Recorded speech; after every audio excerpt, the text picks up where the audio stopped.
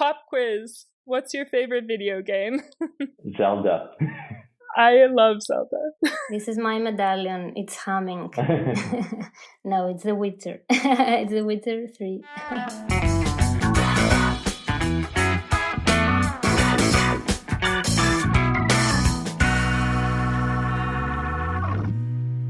Welcome, gamers and enthusiasts, to another episode of WIPO Arbitration and Mediation Matters, the WIPO Arbitration and Mediation Center's podcast on intellectual property and innovation disputes. My name is Celine, and thank you for listening as this episode aims to provide practitioners a deeper understanding of the use of alternative dispute resolution mechanisms, for example, mediation and arbitration, for disputes related to video games and esports.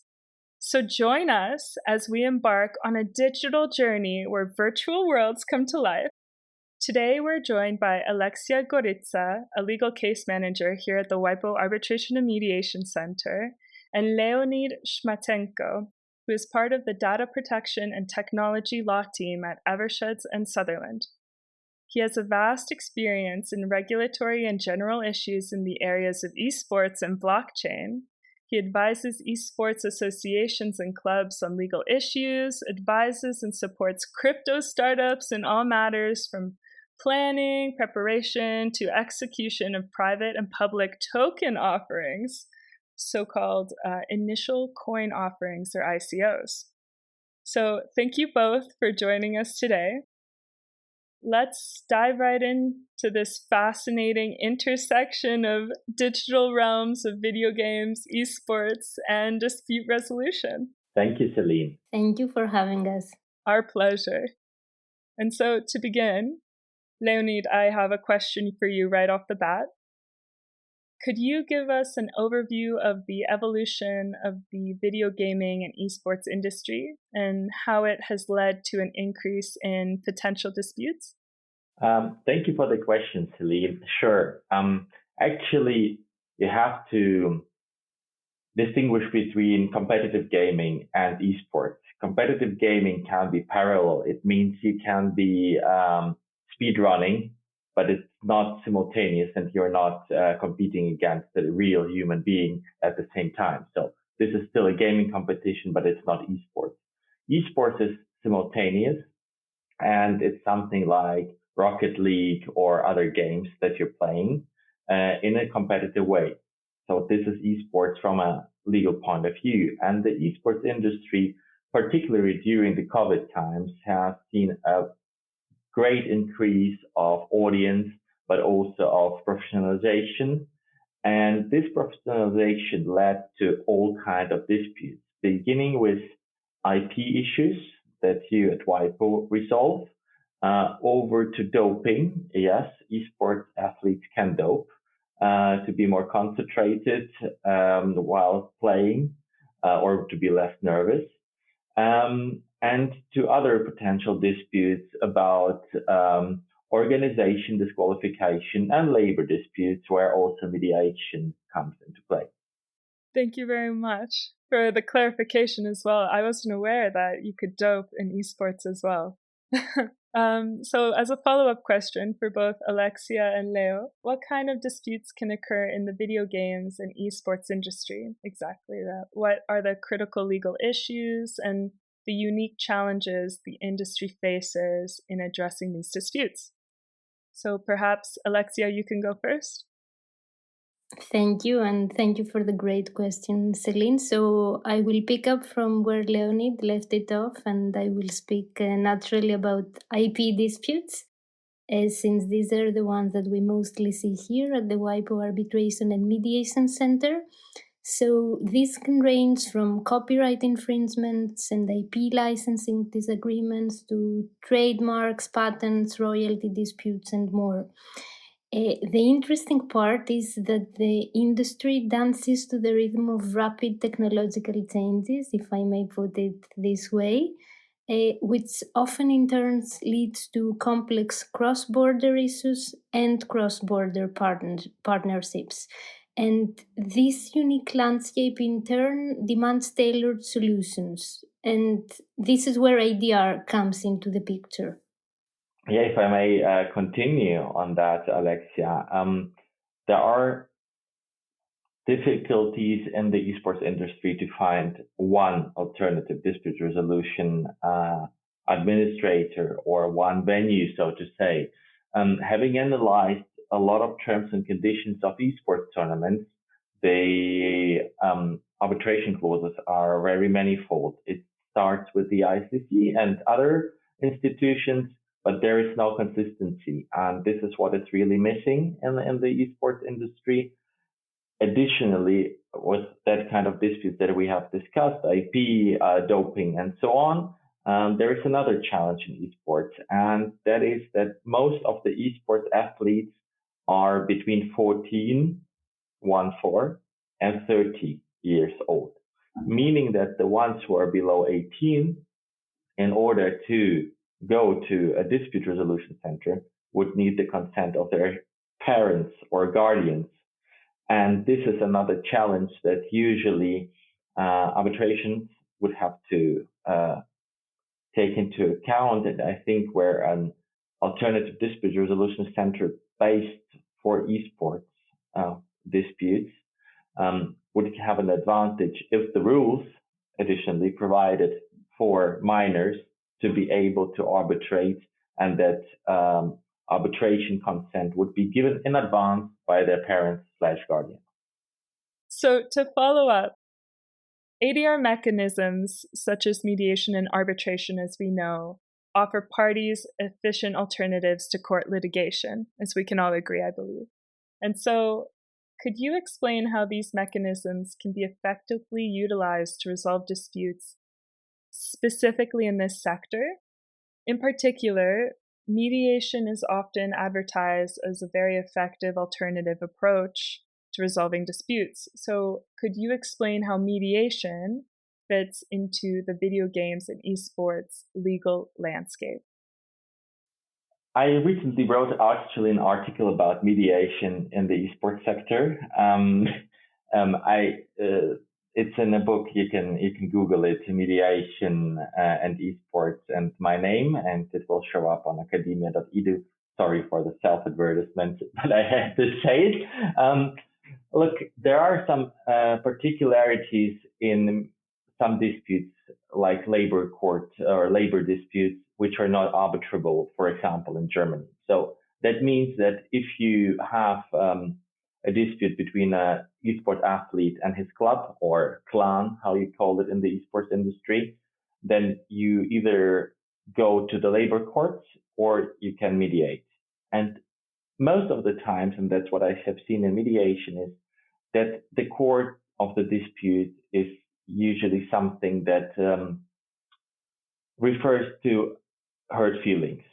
And if you can find a mediator who can resolve these hurt feelings, for example, a player who never has been told thank you, even though he won a lot of championships, and he didn't want to have a bonus or a pay rise, he just wanted thank you, then you can resolve a lot of such labor disputes. And I think also other kinds of disputes. Thank you, Leonid. Alexia, do you have anything to add?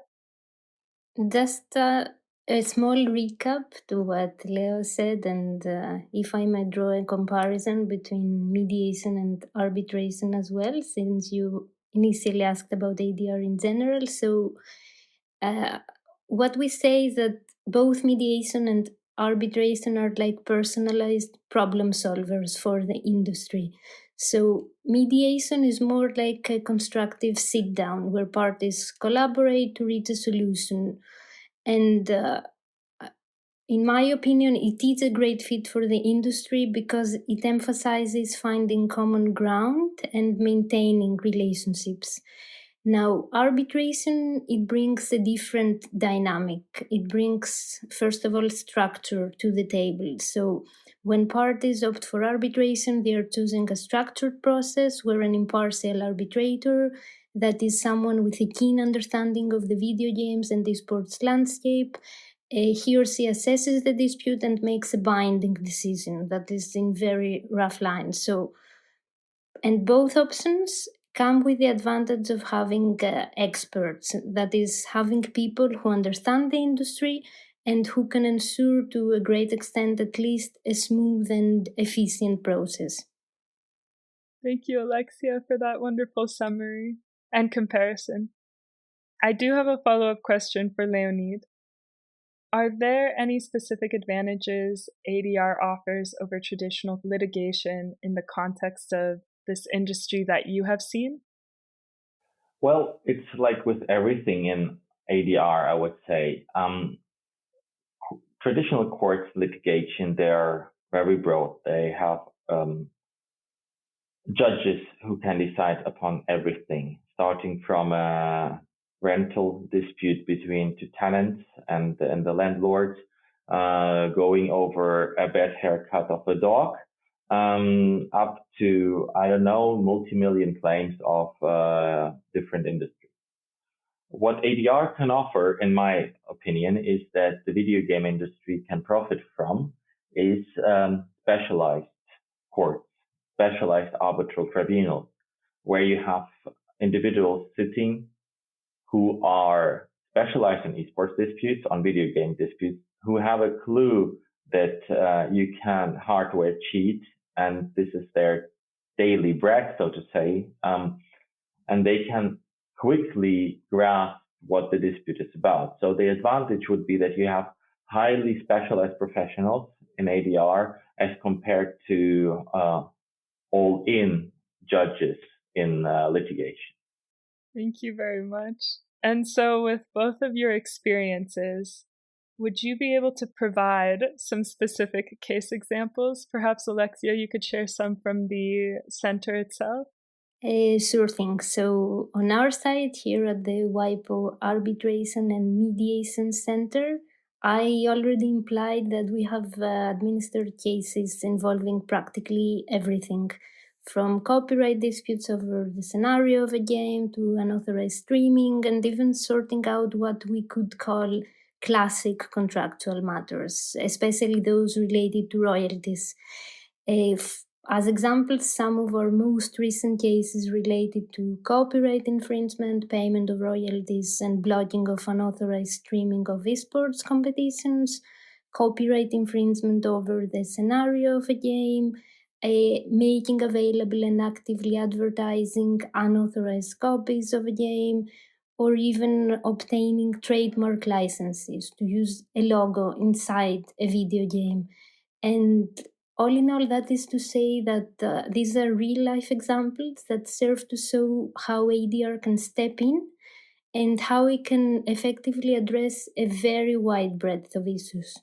Yeah, and if I may continue, I have seen more disputes on the player side as an arbitrator, where there was a case concerning the disqualification in a tournament. And so there is a need to arbitrate those cases, because sometimes it's better to have someone who has a clue. And I recommend everyone who's extremely interested in esports and based in Switzerland to do the referee certification of the Swiss Esports Federation, where you can even avoid arbitration in the first hand.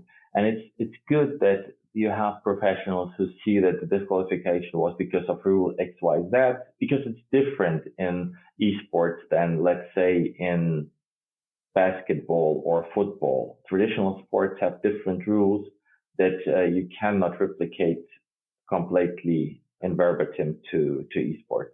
So you have to, in these cases, you have to be really esports focused and see what the problems of the individual are, why he or she was disqualified. Thank you both for providing those examples.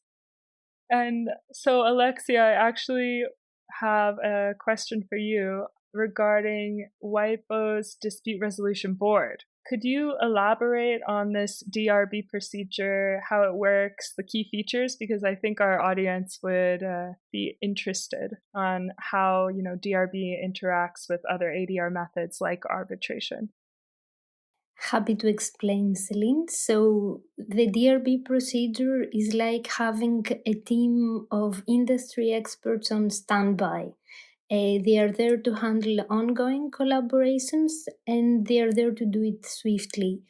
So you may think of it as a team of industry experts who are ready to intervene to mediate and provide recommendations for resolution. And if those recommendations do not work, parties can easily pivot to arbitration. In essence, the DRB procedure starts with what I would call expert mediation before and through the DRB. And if needed, it can progress to more formal arbitration, which will be as well tailored to the needs of the parties involved. So it is like having multiple tools in the ADR toolbox, and each of these tools serve its own purpose. Very much, Alexia, for going into such detail for us. And one more question. Collaboration and cooperation with stakeholders seems crucial in maintaining effective ADR procedures, especially for this sector. How does WIPO Center work with concerned stakeholders and entities within the video games and esports industry to develop tailored ADR solutions?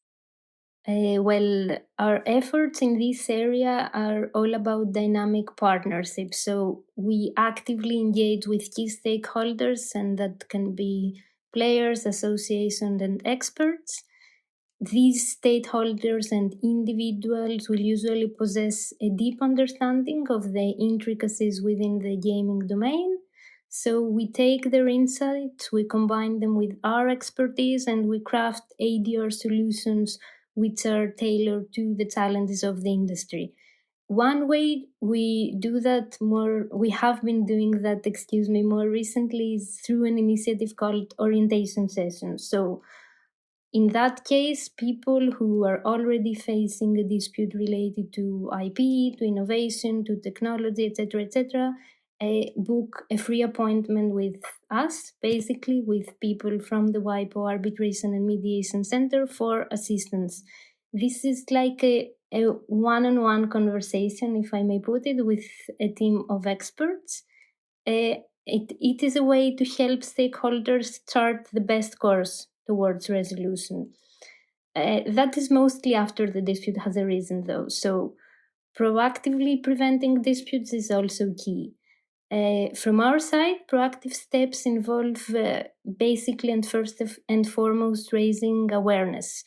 As an example, the organization has recently launched the project called a video game development, a quest for IP.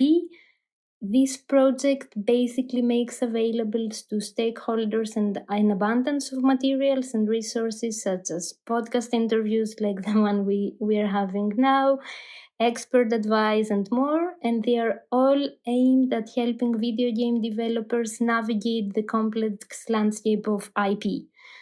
I could even go as far as characterizing this project as a guiding light, if I may put it this way, to developers to overcome IP challenges and succeed even before and irrespective of a dispute that may arise. So to wrap up, my final question, could you both summarize the key advantages that ADR brings to the video game and esports industry and why it's becoming a preferred choice for resolving disputes? Thank you, Celine, for that question.